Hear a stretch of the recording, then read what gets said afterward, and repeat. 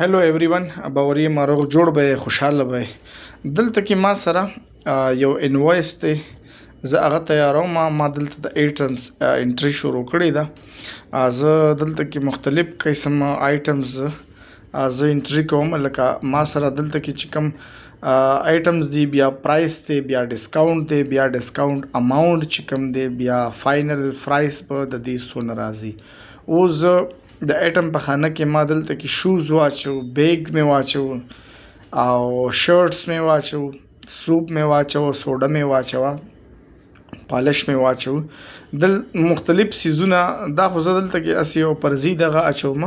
خو لکه مثال یو دکاندار دی یا هول سیلر دی یا بل څه دی، هغه دلته کې هغه سره چې کوم آیټمز وي هغې د انټري کول غواړي په دغه طریقه به د خپل دغه آیټمز انټري روان نه وي.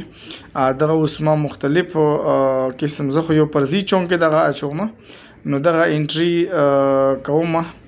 دلته کې ما دغه ځینې څیزونه دوباره ولیکل، لکه بره مې منشن کړي، لاندې مې بیا هم واچول.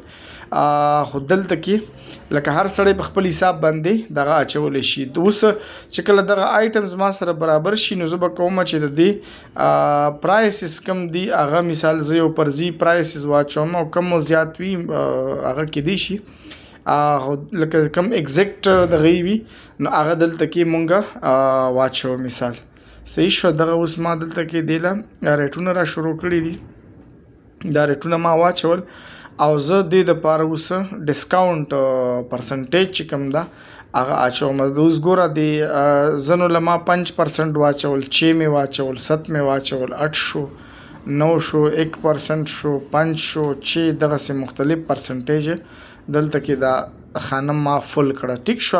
اوس به زه دلته کې د ډسکاونټ اماونټ څنګه راوباسم. ډسکاونټ اماونټ دپاره به زه دلته فنکشن اپلای کوم.